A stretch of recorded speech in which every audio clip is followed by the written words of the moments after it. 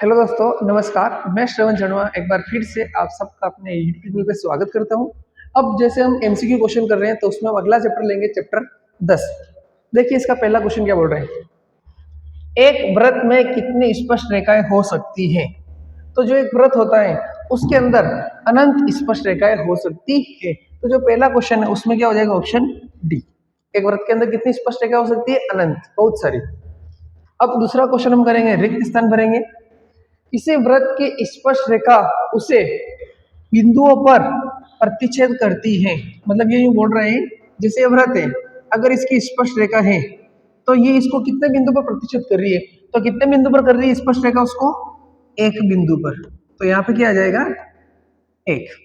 अगला, एक वृत्त पर एक वृत्त को दो बिंदुओं पर प्रतिच्छेद करने वाली रेखा को कहा जाता है।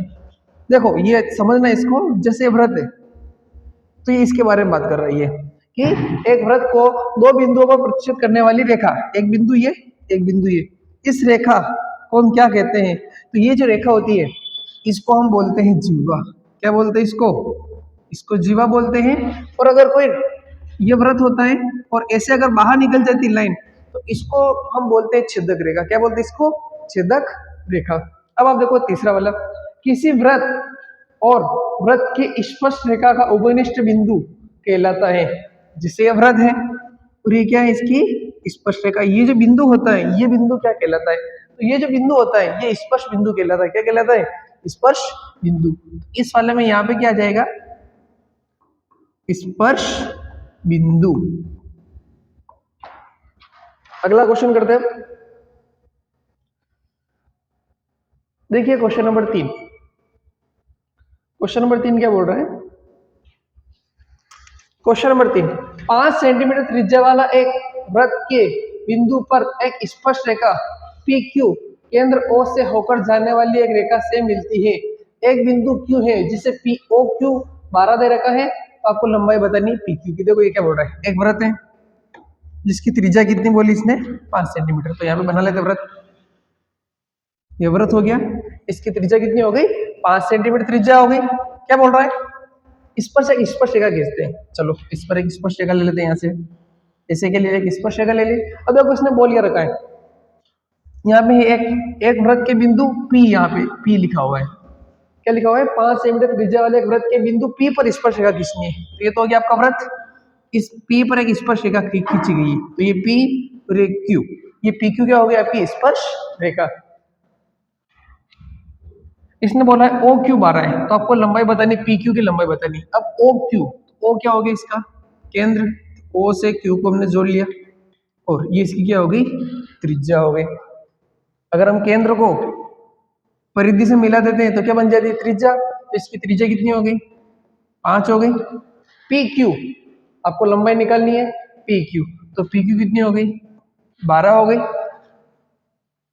और इसने OQ कितना दिया यहाँ पे, 12 सेंटीमीटर।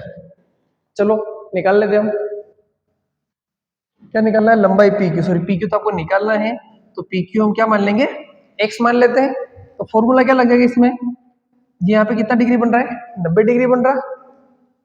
तो इसमें कौन सी प्रमेय लग जाएगी, पाइथागोरस प्रमेय। पाइथागोरस प्रमेय क्या होती है, कर्ण का स्क्वायर बराबर आधार का स्क्वायर प्लस लंब का स्क्वायर। कर्ण कितना है इसका, 90 डिग्री के सामने क्या होता है कर्ण। तो OQ कितना हो गया, 12। तो 12 का स्क्वायर बराबर आधार, आधार तो आपको निकालना है, आधार क्या है इसका, x का स्क्वायर प्लस लंब, ये लंब हो गया कितना है 5, तो 5 का स्क्वायर। तो 12 का स्क्वायर कितना हो गया 144 बराबर x स्क्वायर प्लस 5 का स्क्वायर कितना हो गया 25। तो क्या होगा 144, ये 25 इधर आगे क्या हो जाएगा, माइनस का हो जाएगा बराबर x स्क्वायर। 144 में से आप 25 घटाओगे तो ये आ जाएगा 119 बराबर x का स्क्वायर। अब क्या होगा, स्क्वायर हटेगा सामने क्या लग जाएगा, रूट। तो x कितना आ गया आपके पास, रूट 119। x यानी कि क्या है, PQ। तो इसमें कौन सा ऑप्शन हो जाएगा, ऑप्शन डी। क्या बोला था इसने, वापिस अगर किसी को डायग्राम समझ में नहीं आया तो उसके लिए बता रहा हूँ। एक वृत्त इसके भी पी पर, बिंदु पी पर स्पर्शरेखा क्या है, पी क्यू, और इसको केंद्र से जोड़ते क्यू को, तो ये कितना दे रखा आपको 12, त्रिज्या दे रखी 5, तो आपको क्या बताना पी क्यू। तो हमने क्या किया, पाइथागोरस प्रमेय लगाया और उसमें मान रखा, तो आपके पास पी क्यू कितना आ गया, √119। अगला क्वेश्चन करते हैं, क्वेश्चन नंबर 4।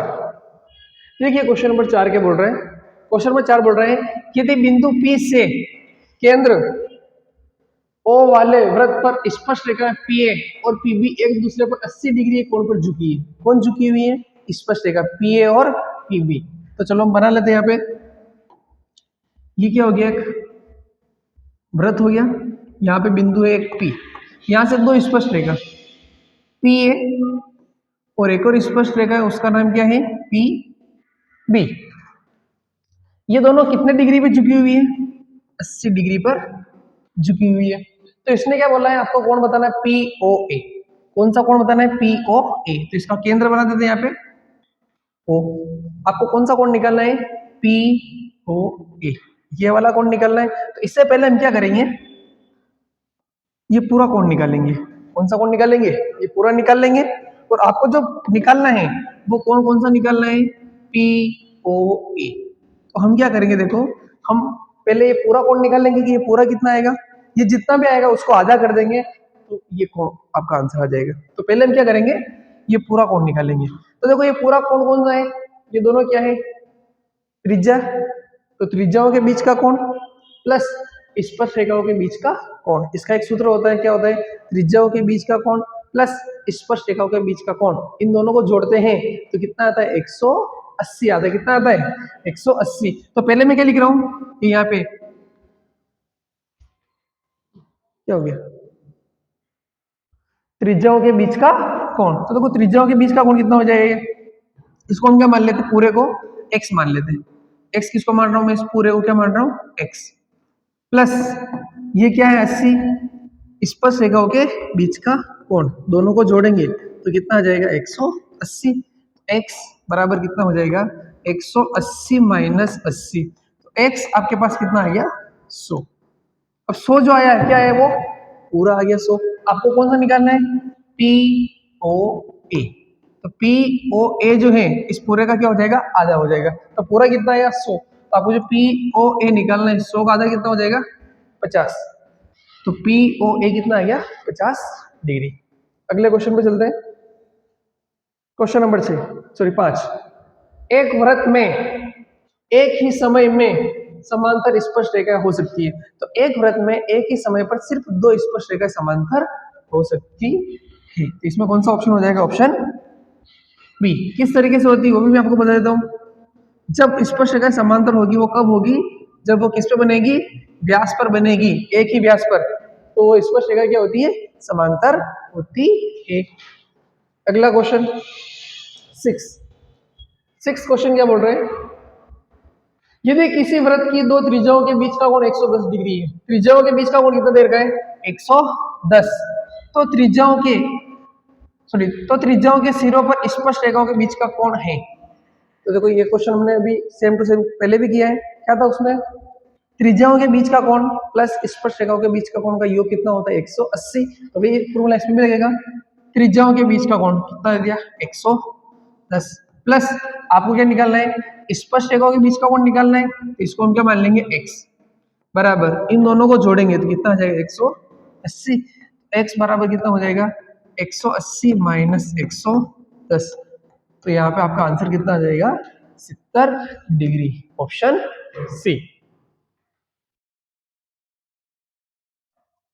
अगला क्वेश्चन, वृत्त के केंद्र से 5 सेंटीमीटर की दूरी पर एक बिंदु ए से स्पर्श रेखा की लंबाई कितनी है, 4 सेंटीमीटर है। तो आपको क्या निकालनी है, वृत्त की त्रिज्या। देखो क्या बोल रहे हैं, ये क्या हो गया आपका वृत्त, क्या बोला इसने, वृत्त के केंद्र से 5 सेंटीमीटर की दूरी पर, ये आपका हो गया केंद्र, इससे कितनी दूरी पर 5 सेंटीमीटर। 5 सेंटीमीटर की दूरी पर कौन सा बिंदु है, ए, ये कितना हो गया 5। स्पर्श रेखा की लंबाई कितनी है 4। तो चलो यहां से एक स्पर्श रेखा खींच रहे हैं, यहां से लेके यहां तक स्पर्श रेखा, ये कितनी हो गई 4। आपको निकालनी त्रिज्या, ये निकालना आपको त्रिज्या, तो इसको मैं क्या मान लू r। तो वापस देखो इस त्रिभुज में कौन सी प्रमेय लग रही है, पाइथागोरस लग रही। तो पाइथागोरस क्या होता है, कर्ण का स्क्वायर बराबर आधार का स्क्वायर प्लस लंब का स्क्वायर। कर्ण कितना है 5, तो 5 का स्क्वायर बराबर आधार कितना है 4, और लंब आपको निकालना है, उसको हमने क्या मान लिया आर, आर का स्क्वायर। 5 का स्क्वायर करोगे तो 25 बराबर 4 का स्क्वायर 16 प्लस आर का स्क्वायर। 25 माइनस 16 बराबर आर का स्क्वायर, तो 9 बराबर आर का स्क्वायर। स्क्वायर हट के सामने क्या लगेगा रूट, और 9 का रूट कितना हो जाएगा 3, तो त्रिज्या कितनी आ जाएगी 3। तो कौन सा ऑप्शन हो जाएगा इसमें, ऑप्शन ए। अगला question, question number 8। Question number 8 क्या बोल रहा है देखो आप, क्वेश्चन नंबर 8 है एक वृत्त को दो बिंदुओं पर काटने वाली रेखा कौन सी होती है, छेदक रेखा होती है। कौन सी होती है, छेदक रेखा। ये आपको मैंने भी बताया थोड़ी देर पहले। ये वृत्त है, अगर कोई रेखा इसको काटती है तो इसको हम क्या बोलते हैं, छेदक रेखा। Next question number 9। Question number 9 बोल रहे हैं किसी बाह्य बिंदु से वृत्त पर स्पष्ट रेखाएं होती है, बराबर, बराबर नहीं, समांतर या लंबवत। तो आपको बता दूं मैं कि जैसे ये वृत्त होता है, अगर इसके बाह्य बिंदु से हम स्पष्ट रेखाएं खींचते हैं तो ये दोनों स्पष्ट रेखाएं लंबाई में क्या होती है, बराबर होती है। तो दोनों स्पष्ट रेखा क्या हो जाएगी, बराबर हो जाएगी। अब देखिए इसका लास्ट क्वेश्चन, वृत्त के एक बिंदु पर खींची गई स्पष्ट रेखाओं की संख्या है। तो ध्यान रखना, वृत्त के एक बिंदु पर एक स्पष्ट रेखा ही खींची जाती है। बाकी अगर ये पूछ ले आपसे कि एक वृत्त में कितनी खींच सकते हैं, तो एक वृत्त में तो अनंत खींच सकते हैं, एक वृत्त में अनंत स्पष्ट रेखाएं खींच सकते हैं। लेकिन इसने क्या बोला है, वृत्त के एक बिंदु पर कितनी खींच सकते हैं, तो एक बिंदु पर सिर्फ हम एक स्पष्ट रेखा ही खींच सकते हैं। तो ये आपका चैप्टर कंप्लीट।